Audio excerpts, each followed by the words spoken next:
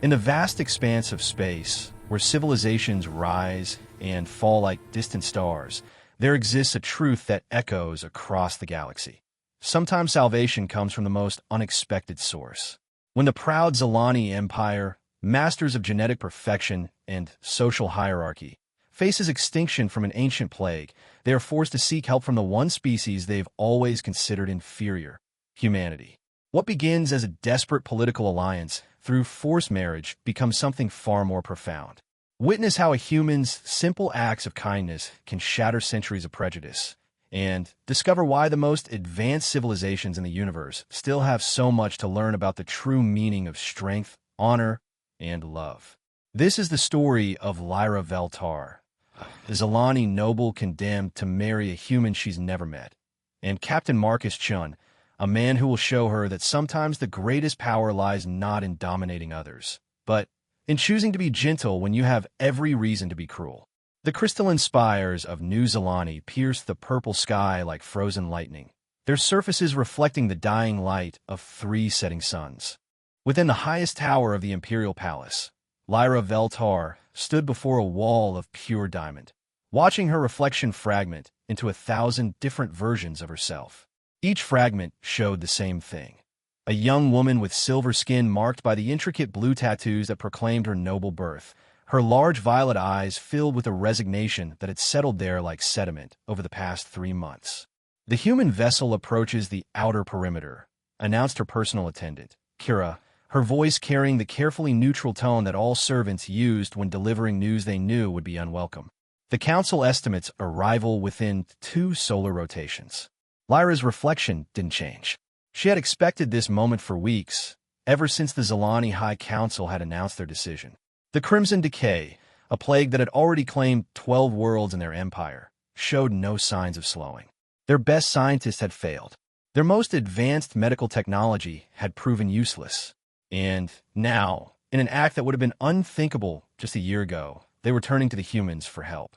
The price of that help was Lyra herself. "Has there been any word from the research stations?" she asked, though she already knew the answer.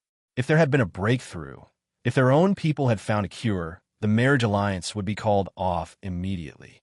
The silence that followed her question confirmed what she already knew. "I'm sorry, my lady," Kira whispered. "Lord Commander Zethros reports that the latest batch of test subjects expired within hours of exposure. The decay spreads faster now, and our immunity treatments are becoming less effective with each generation of the disease." Lyra finally turned away from the diamond wall. Her chambers were vast by most standards, larger than many human dwellings, decorated with the finest materials the Zilani Empire could provide. Walls of polished obsidian were inlaid with veins of silver that matched her skin, and floating crystals provided a soft, warm light that complemented her natural coloring. Everything here had been chosen specifically for her, designed to showcase her beauty and reinforce her status as one of the Empire's most prized nobles. Soon, none of it would matter. "Tell me about the human again," she said, settling onto the floating meditation cushion that hovered beside her bed. "What little our intelligence services have managed to gather."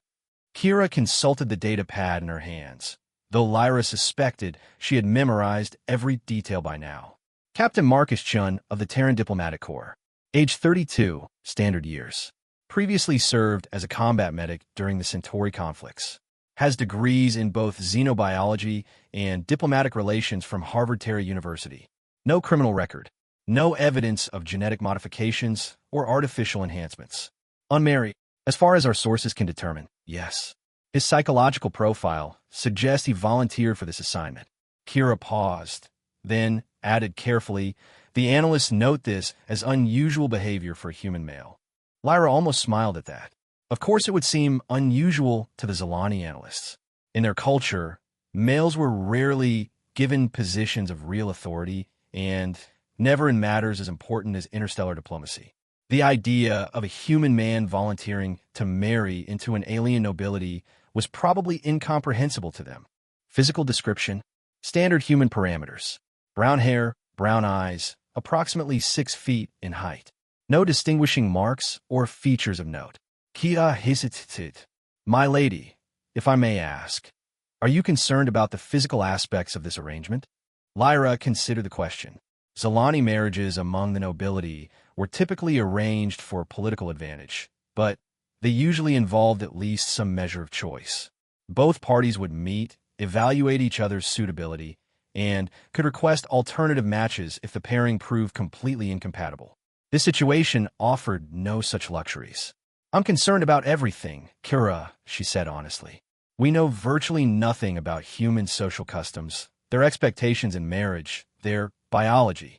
I've been briefed on the basic compatibility studies, but there's so much we don't understand about their species." What she couldn't say, even to her closest attendant, was that she was terrified, not of the physical unknown, but of the emotional one. Zalani society was built on careful hierarchies, precise social structures that everyone understood. Nobles were respected for their genetic superiority, their refined abilities, their disciplined emotional control. Among her own people, she knew exactly what was expected of her and what she could expect in return. But humans were chaos. Their emotions ran wild, their social structures seemed to shift constantly, and worst of all, they had no respect for genetic hierarchy. Some of the intelligence reports suggested that humans actually valued individuals who rose above their birth circumstances. The concept was so foreign to Zalani, thinking that their analysts had initially dismissed it as a translation error. "The High Council has prepared additional briefing materials," Kira offered, producing another data pad. Cultural information, basic human psychology, suggested interaction protocols. "Written by people who have never met a human," Lyra pointed out. "Yes, my lady." A soft chime echoed through the chamber, followed by the voice of the palace's central intelligence system. "Lady Lyra Veltar, your presence is requested in the High Council chambers." Lyra rose from her meditation cushion, automatically checking her appearance in the small mirror Kira held up for her. The formal robes of her house hung perfectly on her slender frame, the silver fabric complementing her skin tone, while the deep blue embroidery marked her rank. Her hair was arranged in the traditional crown of braids that noble women wore for important ceremonies. She looked every inch the Zalani aristocrat she had been raised to be. The irony wasn't lost on her that she was dressing to meet with the council that was essentially selling her to an alien species. The walk through the palace corridors gave her time to think, though she tried not to.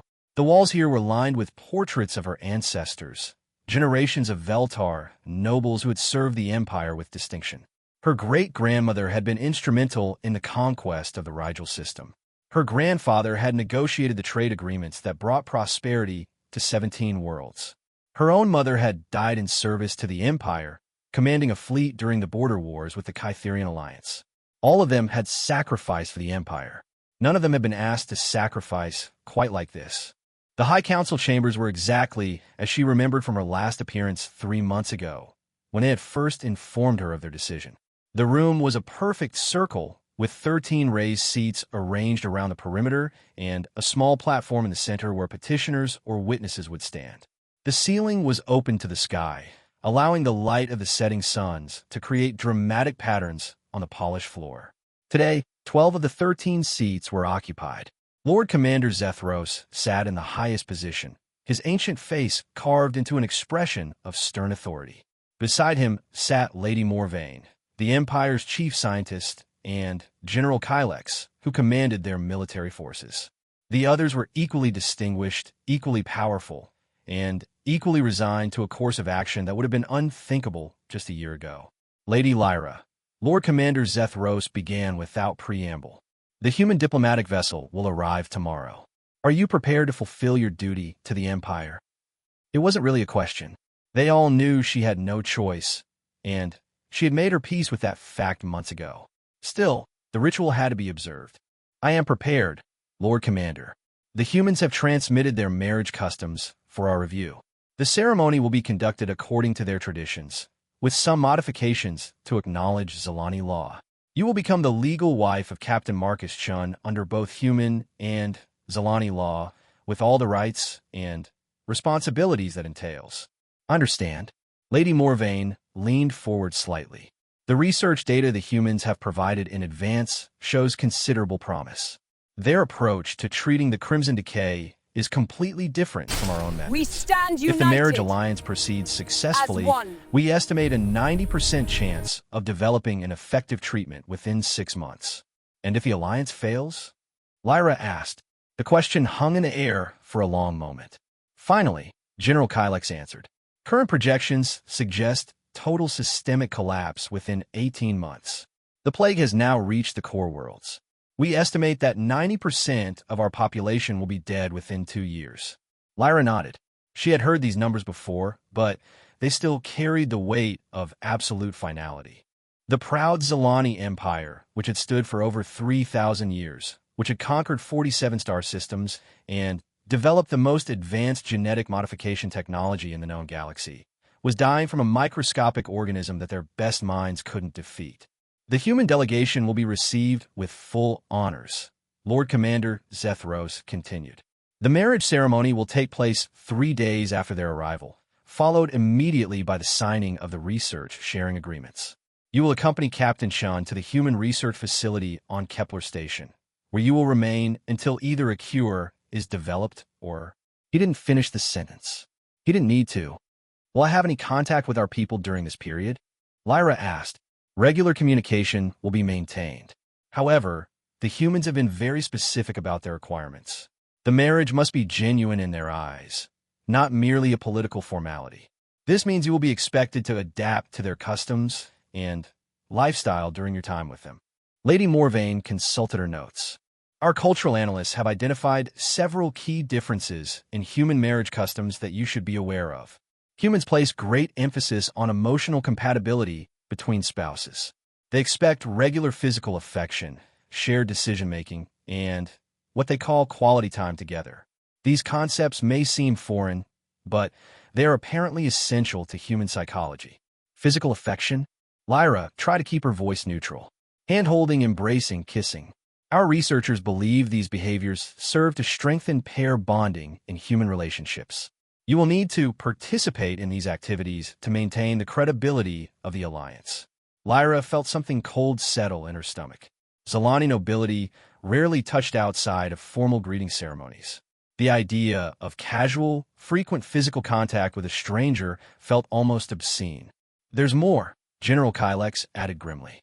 Humans expect their spouses to have considerable input into major decisions. Captain Shun will likely expect you to express opinions, make suggestions, even disagree with him on occasion. They interpret this as evidence of a healthy relationship. Disagree with my husband? The concept was so alien to Zalani, thinking that Lyra couldn't quite process it. Publicly, apparently yes. Their marriage customs include something called discussion and compromise. We're still trying to understand the exact mechanisms involved. Lord Commander Zethros raised his hand for silence. These details are secondary to the larger goal. Lady Lyra, your primary responsibility is to ensure that this alliance succeeds. Whatever adaptation is required, whatever personal sacrifice must be made, you will make it. The survival of our entire civilization depends on your ability to convince this human that your marriage is genuine. Understand, Lord Commander. But she did not really. How could anyone understand what it meant to give up everything you had ever known, everyone you had ever loved, and bind yourself to a complete stranger from an alien species that valued everything your own people considered weaknesses? Return to your chambers, Zethros instructed. Prepare yourself. Tomorrow, your old life ends and your new one begins. As Lyra walked back through the corridors of the palace, past the portraits of her distinguished ancestors, she tried to imagine what they would think of her now. Would they understand that this was the only way? Would they be proud that a daughter of their house had been chosen for such a crucial mission? Or would they see her as a failure, a woman who couldn't find a way to save her people without sacrificing her own dignity? The questions followed her all the way back to her chambers, where Kira was waiting with the latest intelligence reports on human customs. Lyra spent the evening reading about concepts like romantic love, emotional intimacy, and partnership marriage. Each page made her feel more lost, more alone, and more afraid of what tomorrow would bring.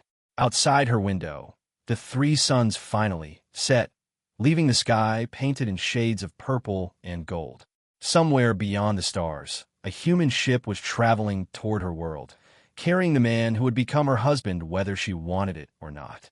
Lyra pressed her palm against the cool glass of the window and tried to imagine what it would be like to never see this view again. Tomorrow night, she would be sleeping in human quarters on a human station, bound to a human man who would expect her to pretend that she chose to be there. The thought should have filled her with despair. Instead, she found herself wondering what kind of man would volunteer for such an arrangement. What did he think of this alliance? Was he as afraid as she was? Did humans even feel fear the same way Zalani did? By morning, she would know. By morning, her life as a free Zalani noble would be over, and her new existence as a human's wife would begin. She only hoped she would be strong enough to survive it. The human diplomatic vessel descended through New Zalani's atmosphere like a falling star, its hull gleaming against the morning sky. From her position on the observation deck of the palace's highest tower, Lyra watched the ship's approach with a mixture of curiosity and dread. She had expected something massive and imposing, a vessel that would announce humanity's power through sheer size. Instead, the ship was surprisingly elegant, its lines clean and purposeful rather than threatening. The delegation has requested immediate audience with the High Council, Kira reported, consulting the constant stream of communications flowing through her datapad. Captain Chun specifically asked that the formal introductions be kept brief. He seems eager to begin the research collaboration. Lyra nodded, though she barely heard the words. Her attention was fixed on the ship's docking procedures. Human technology operated differently from Zalani systems. She could see that immediately. Where Zalani vessels relied on gravitational manipulation and energy fields, the human ship used physical thrusters and mechanical systems. It looked primitive by Zalani standards, but there was something reassuring about its solidity. "My lady," Kira said gently, "it's time." The formal reception was held in the palace's main diplomatic hall, a vast chamber designed to impress foreign dignitaries with the power and wealth of the Zalani Empire.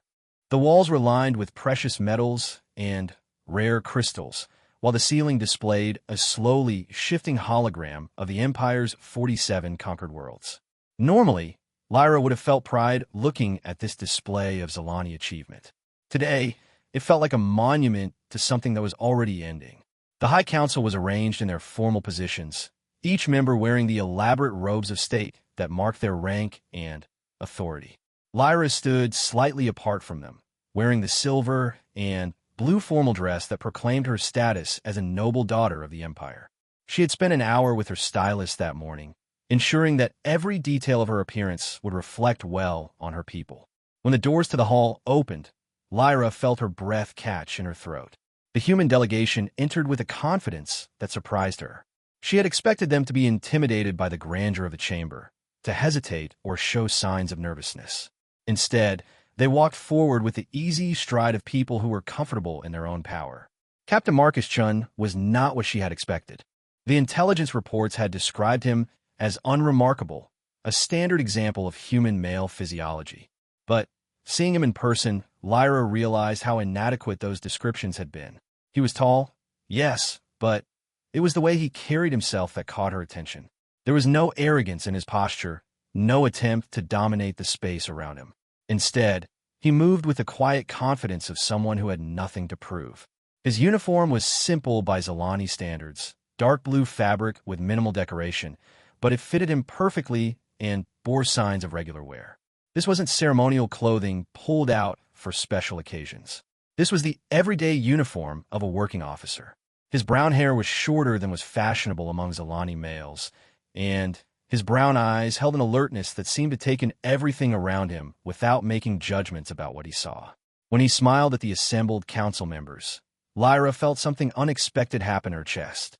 Human facial expressions were supposed to be crude and uncontrolled compared to Zalani emotional discipline, but there was nothing crude about Captain Chen's smile. It was warm, genuine, and completely without pretense.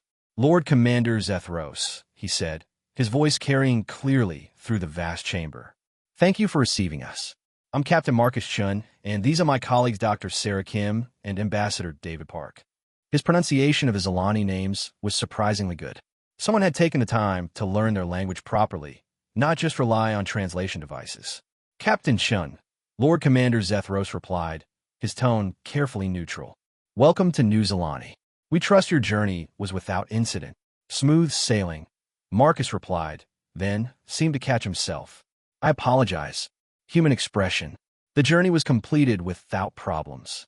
There is something charming about the small slip, the momentary glimpse of informality before he corrected himself. Lyra found herself studying his face, trying to understand what kind of man would volunteer for this assignment. "We are eager to begin the medical research collaboration," Dr. Kim interjected. She was a small woman with sharp, intelligent eyes and the sort of intense focus that Lyra recognized from Zilani scientists. "The data you provided on the Crimson Decay is fascinating. We have some theories about possible treatments that we'd like to explore immediately." "Of course," Lady Morvain responded. "Our research facilities have been prepared for your use. However, there are other matters that must be addressed first." An uncomfortable silence fell over the chamber. Everyone knew what those other matters were, but no one seemed eager to broach the subject. Finally, Lord Commander Zethros stepped forward. "Captain Shun, as agreed in our preliminary negotiations, the research collaboration will be sealed by a marriage alliance between yourself and Lady Lyra Veltar, a daughter of one of our most distinguished noble houses." For the first time since entering the chamber, Marcus's composure seemed to waver slightly. His eyes found Lyra across the room, and she felt the weight of his attention like a physical thing. She had been prepared for this moment, had practiced the appropriate greeting pose and facial expression. But actually meeting his gaze was nothing like she had expected. Human eyes, she realized, were incredibly expressive. In the few seconds that Marcus looked at her, she saw surprise, curiosity, concern, and something else that she couldn't quite identify. When he smiled at her, it was different from the polite expression he had offered the council. This smile seemed personal. "Lady Lyra," he said, crossing the chamber to stand before her. "It's an honor to meet you." He didn't try to take her hand or embrace her, as some of the intelligence reports had suggested humans might do. Instead, he offered a slight bow that was surprisingly similar to Zilani greeting customs. Someone had definitely done their research. "Captain Shun," she replied, managing to keep her voice steady. "Welcome to New Zealand. I hope you don't mind me saying this, but you're much more beautiful than the picture suggested." The comment sent a ripple of surprise through the assembled council members. Zilani formal protocols didn't include personal compliments during diplomatic introductions. But Marcus seemed completely unconscious of any impropriety. He was simply stating what he observed, without any apparent expectation of a response. "Thank you," Lyra managed. "I know this situation is unusual," Marcus continued, his voice lower now, meant for her ears rather than the assembled dignitaries. "I want you to know that I don't take it lightly. I understand what you're sacrificing for your people, and I'll do everything I can to make this as easy as possible for you." The words hit Lyra like a physical blow. No one had acknowledged what she was sacrificing. Not her family, not the High Council, not even her closest attendants. Everyone had simply assumed that she would do her duty without complaint, that her personal feelings were irrelevant to the larger political necessities. But this human stranger, this man she was being forced to marry, had seen immediately what her own people had chosen to ignore. She began, then caught herself. She was standing in the middle of the formal diplomatic chamber, surrounded by the most powerful people in the Zilani Empire. This wasn't the place for personal conversations. "Perhaps we could speak privately later?" Marcus suggested, apparently reading her hesitation correctly. "That would be appropriate," she agreed. Ambassador Park stepped forward, smoothly redirecting the conversation back to diplomatic channels. "Lord Commander, we should discuss the timeline for the ceremony and the subsequent research collaboration. Dr. Kim is eager to begin working with your scientists as soon as possible." The rest of the formal reception passed in a blur of diplomatic protocols and logistical arrangements. Lyra found herself only half listening to the discussions about ceremony details and research schedules. Her attention kept drifting to Marcus, who seemed to handle the complex negotiations with easy competence. What surprised her most was how he interacted with his colleagues. Dr. Kim and Ambassador Park clearly respected him, but their relationship seemed more like partnership than hierarchy. When Dr. Kim disagreed with something Ambassador Park suggested, she said so directly and Marcus listened to both perspectives before offering his own opinion. The whole dynamic was so different from Zilani power structures that Lyra found it fascinating. When the formal reception finally ended, Lord Commander Zethros announced that Captain Chun would be given quarters in the palace's diplomatic wing, while his colleagues would be housed in the scientific research complex. The marriage ceremony would take place in 3 days, followed immediately by departure for the human research station. As the various groups began to disperse, Marcus approached her again. "Lady Lyra, would it be possible for us to talk privately? I know we have a lot to discuss before the ceremony." "Of course," she replied, though her stomach was tight with nervousness. "Perhaps you would like to see the palace gardens? They're quite beautiful at this time of day." "I like that very much." The palace gardens were one of Lyra's favorite places, a vast complex of terraced pools and carefully cultivated plant life from across the empire. The late afternoon light, filtering through the crystal canopy, created shifting patterns of color on the water, while the air hummed with the soft music of hidden harmonic generators. They walked in silence at first, Lyra unsure of how to begin such an unprecedented conversation. How did one talk to a stranger who was about to become one's husband? What was appropriate to discuss? What questions was she allowed to ask?